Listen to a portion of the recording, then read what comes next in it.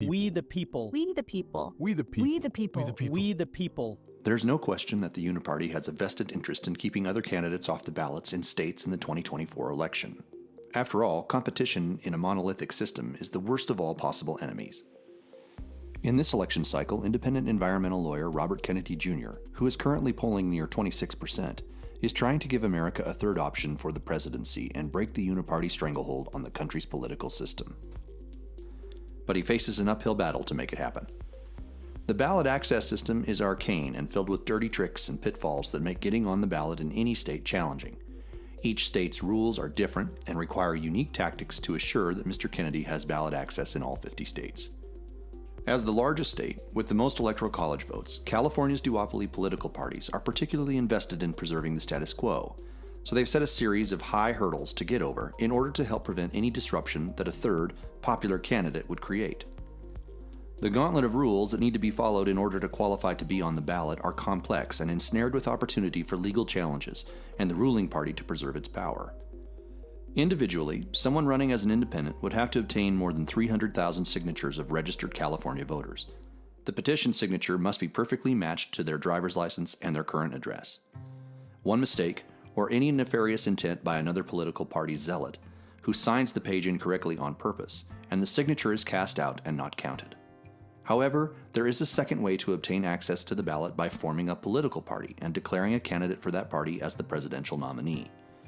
Most people would assume that forming a political party would require a higher threshold than the individual trying to achieve ballot access. But in California, the exact opposite is true. All anyone has to do is file the right paperwork, then ask individual voters who are registered in California to go online and affiliate with that political party. That only takes 75,000 registrations, and is much easier than standing at the local farmer's market or going door to door getting petitions signed. In an effort to assure that Robert Kennedy Jr. is on the ballot in California this November, this path of access is the most effective and least complicated way to achieve that. A group of like-minded Californians created their own political party, We the People, and have declared RFK Jr. as their candidate for president.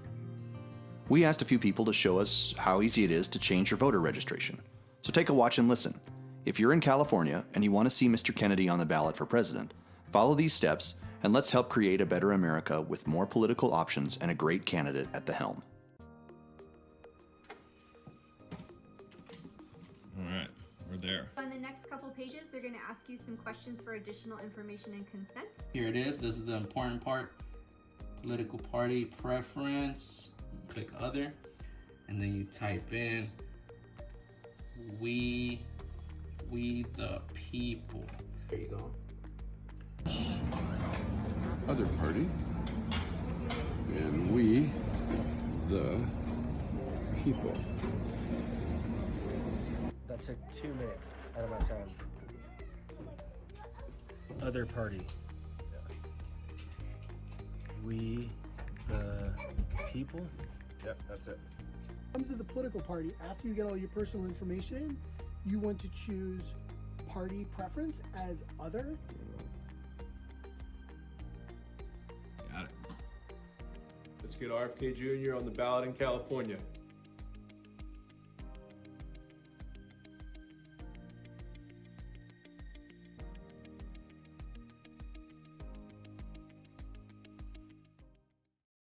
In 6 states, we are starting our own political party because that's the easiest way to get on the ballot. We need 75,000 Californians to change their registration between now and June to our new party. They can do that by going to our website, kennedy24.com/California. And it will tell you, you should have your driver's license there because you need the same address that is on your driver's license. But it's a couple of steps, but anybody can do it. And we're really starting that ballot drive today. Well, congratulations on launching that effort, sir. Now, you yourself have said that Democrats are afraid that you're going to spoil the election for President Biden, and Republicans saying the very same thing, that you will spoil it for President Trump. What do you say to that? You know, what we saw during the primaries yesterday was one of the lowest turnouts in history. And what we see about my campaign is that people are coming out who haven't voted for years. Politico actually did an analysis of our fundraising that showed that most of the people who've given to my campaign are people who've never participated in the political system. And when we do our rallies, when we do these events around the country, so many of our people are coming out to us and say, we lost faith in the political process. 70% of Americans now say they do not want this rematch of 2020. They do not want to see a rematch between President Trump and President Biden. And they want an alternative. People are tired of being told that they have to choose between the lesser of two evils. You may have read that the DNC has now committed to investing a mountain of money trying to smear me with billboards, trucks, and Planet articles. They've called me a spoiler candidate and a stalking horse, which is actually an upgrade from some of the other things they've been calling me. This is what happens when you dare to give Americans a choice. The DNC wanted a coronation for President Biden. They never expected our movement to gain the kind of momentum it has. Unfortunately for the DNC, we're not going anywhere. The DNC just hired a team of shady operatives to take down my campaign.